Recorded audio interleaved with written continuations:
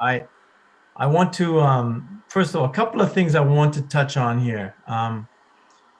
If you're communicating with me, I want you to use my Seneca email. I know we are very astute in technology and we could find people on Yahoo and Gmail and things like that. I actually run 5 different email accounts. Okay. So I keep my personal life away from my professional life. And I would like you to respect that, just as I respect your communication.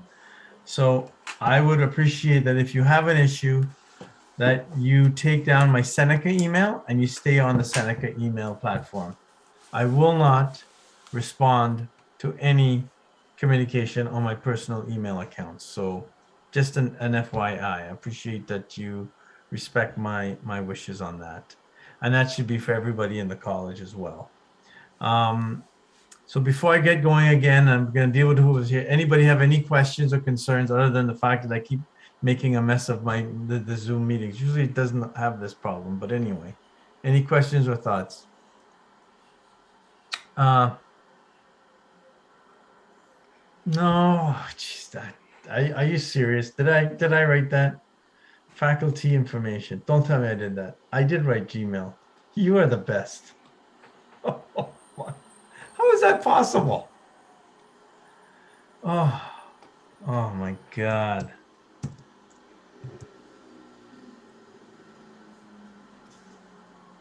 Sorry. Don't worry about it. That's okay. You only followed what you said there.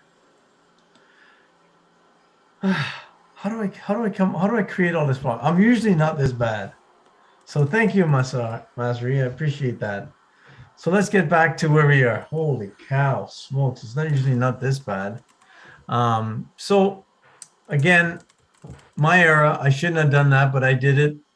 Just typing it out. I have to take the hit on that. That's my first mistake of the year, or maybe my second, or my third, or my fourth. It just happens. Um, so no disrespect to you or anyone that may have used that Gmail. I appreciate it. Just put it in your back pocket. Don't use it. But I just want to make sure that we keep the Seneca communication. I'll tell you why I do everywhere. Um, when I started working years ago as a director in a large company, and when I moved on from that company, all my life controls were on that company email address. And I had to restart an entire social component of my life away from a company email. And I learned the hard way, I need to separate the two. And then I got really involved, and the Seneca thing became the point where it possessed me on this phone, and I only use the Seneca email when I'm on the computer. When I'm working on the computer, I take it off my phone because I find it a very I just didn't need to be doing that and answering simple little things all the time. So I don't use the Seneca email on my phone. So that's how I separate my college life from my personal life to my other lives that I live, right? And not that I have anything bad. It's just how I want to manage myself. So today's class, what I have done is I wanted to talk a bit about the aviation and where it stands today in our business life. And what I did, I created a presentation. It's about 35 minutes, and I posted it online already. And it's about the aviation forecast. So if I went and I shared my screen with you,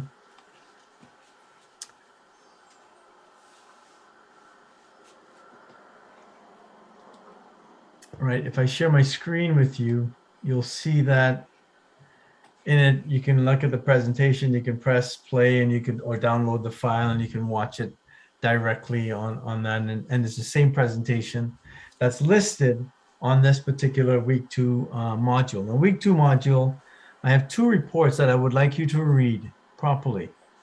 Make sure you understand what you're reading. It's called the Wyman Report and the Boeing Market Forecast Report. They're 2 really good reports. And what Boeing's been doing for the last 100 years or 75, 80 years is writing an annual report of what the next 20 years of aviation looks like. and they're financial people and the people that do all these different types of reports. And the same with the Wyman report. Wyman's a 10-year look, Boeing's a 20-year outlook. And it's really good to look at the two numbers because the financial people that give them information, as well as the actual numbers that they look at where the forecast is fantastic. It really does hit the spot in terms of what's going on. So I want you to look at that. Look at the presentation and read the two reports. Once you've read the two reports, you can go under assignments and you'll find that there's a quiz in there. And it's a 90. I gave you 2 hours because there are people that have accommodated. I give everyone 2 hours. So what it means is that you can have the report, you can look up I want to see your ability to go find answers and look up for things, right? And they're simple. In real life, this should not take you more than 20 minutes to answer these questions. But I gave you 2 hours because I know you're trying to understand something or do something different. Some of the questions are in the presentations and in there, but some of the questions are buried in the report. And you may have to look at the report to get the answer to the questions. So I gave you 2 hours to finish that assignment. You do not have to have this completed until the end of the day on Monday.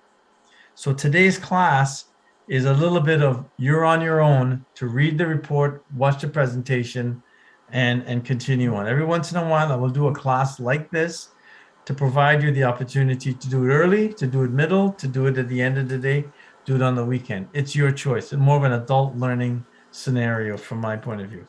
I got to spend the time and put the presentation together, that unrecorded, and put it out there. And somehow, let me just see what this kid wants to do.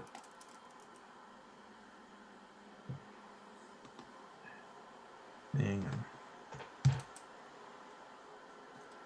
All right, so that's really where I am with that for the day. Any questions on what you have to do for today's class?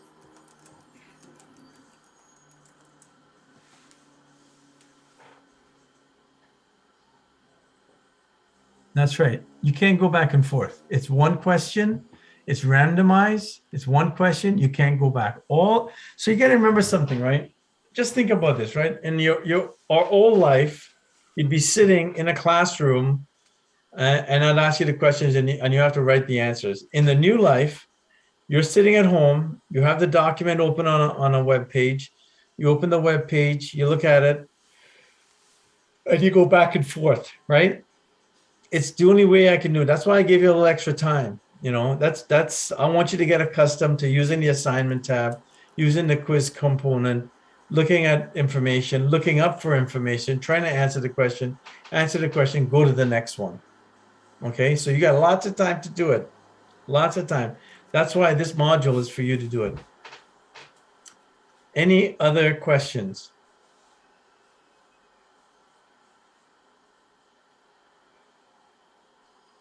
No, sir.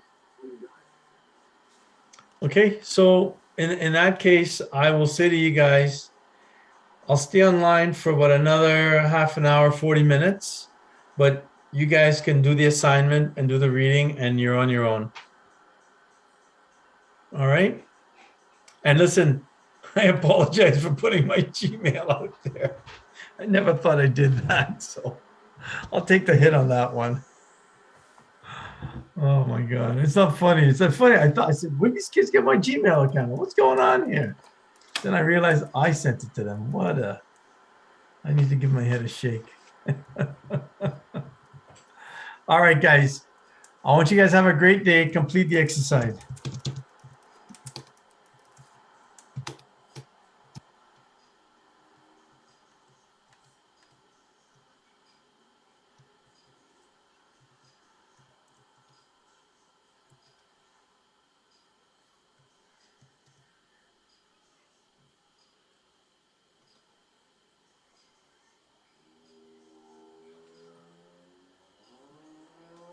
All right.